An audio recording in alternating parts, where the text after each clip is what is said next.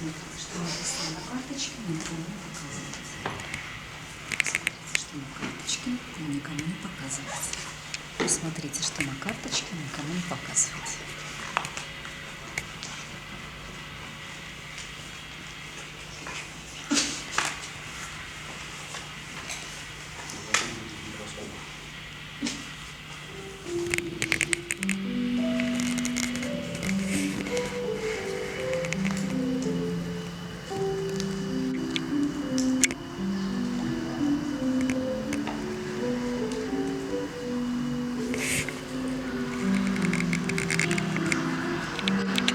Великобритания.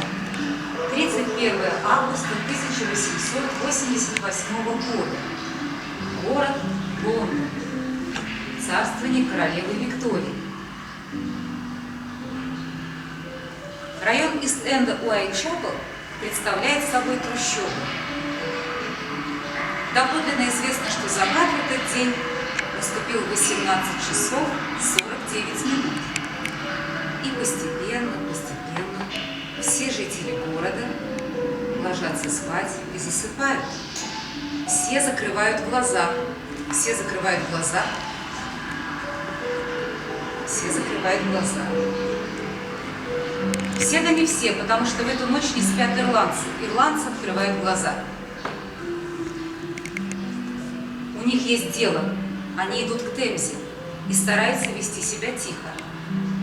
По Темзе навстречу им движется баржа. На корабле нет ни огонька и не слышно ни звука. Эта баржа плывет из Ирландии. Несколько неурожайных лет обернулись катастрофой для ирландских арендаторов. Они не имели собственной земли и не могли платить британским лендлордам. Их дома были разорены, а они насильно изгнаны из своих домов. И вот они плывут в Лондон в надежде на лучшую долю, где их встречают собратья, которые перебрались сюда раньше.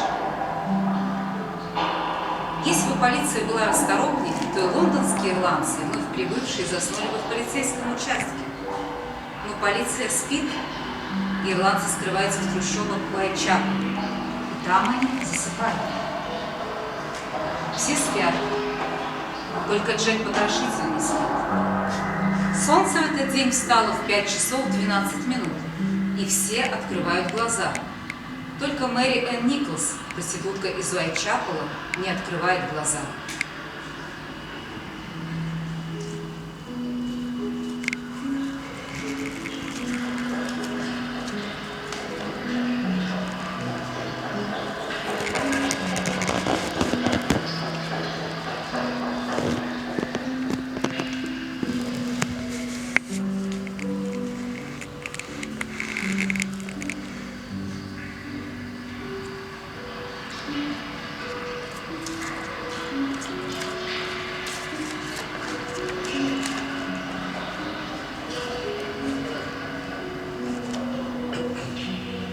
Прошло несколько дней, и наступило 8 сентября 1888 года. Ранняя осень, солнце садится все раньше и раньше, в 7 часов вечера над городом уже темно, и постепенно все жители района засыпают. Все закрывают глаза. Все да не все, потому что в эту ночь не спят ночные бабочки. Проститутки открывают глаза. Предыдущая смерть многих из них напугала. Многие знали Мэри Энн, но никого из них это не остановило. Если бы они не вышли, то погибли бы по другой причине, от голода или холода, потому что им нечем было платить за жилье и еду. Как это ни печально, у многих из них есть мужья, и именно мужья гонят их на улицу зарабатывать собственным телом. То, что делали их мужчины, делал и Джек, только быстро. Полиция старается не замечать того, что происходит. А может быть, полиция спит. Ночь подходит к концу. Проститутки тоже в какой-то момент устают и расходятся по своим жилищам. И там они засыпают. Все спят, только Джек-потрошитель не спит. Солнце в этот день встало в 6 утра, и все открывают глаза. Только Энн Чепмен, проститутка с Кенбери-стрит, не открывает глаза.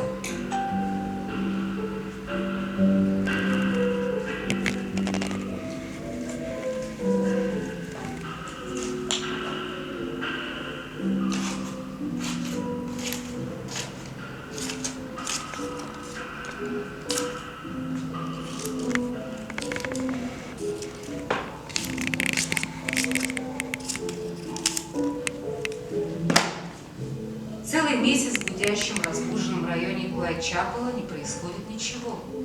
Но вот наступает 30 сентября 1888 года. В 6 часов вечера над городом уже темно. И через некоторое время все ложатся спать и засыпают. Все закрывают глаза. Все, да не все, потому что в эту ночь не спят евреи. Евреи открывают глаза. Главы еврейской общины собираются для того, чтобы обсудить тревожную ситуацию в районе. Ходят упорные слухи, что убийства являются ритуальными и были совершены евреями. Кто-то видел надпись неподалеку от места убийства, прямо намекающую на это. Возникают стихийные антисемитские демонстрации.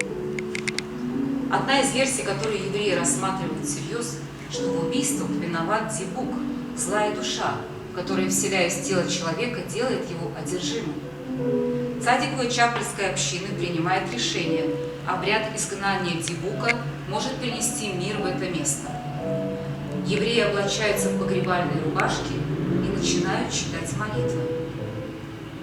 Окончив обряд, евреи расходятся по домам и засыпают. Все спят, только Джек-потрошитель не спит. Обряд не подействовал, возможно, потому что он слишком сильный дибук, возможно, потому что он не дибук, возможно, потому что евреи опасались шуметь, потому что церемония требует громкого звука шафара, ритуальной трубы.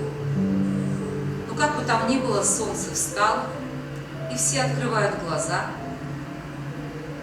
Только Элизабет Страйт и Кэтрин Эдоус, проститутки из Уайтчапела, не открывают глаза.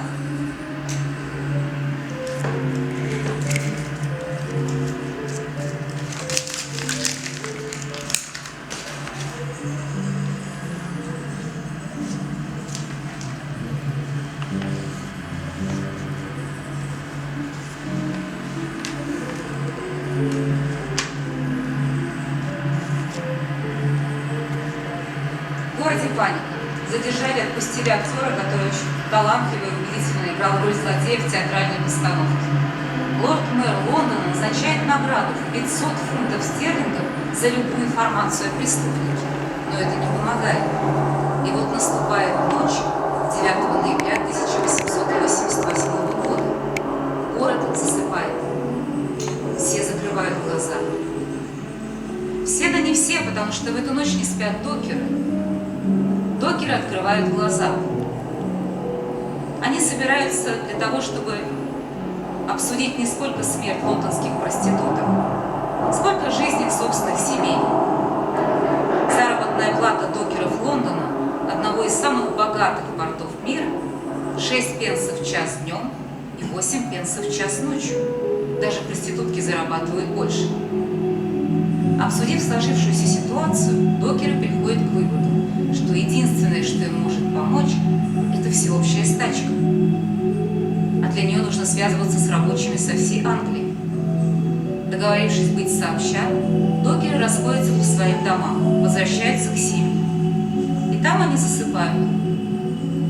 Засыпает и Мэри Джейн Келли, самая юная из жертв Джека-потрошителя. Он убивает ее во сне в ее собственной комнате. И все, кроме нее, открывают глаза.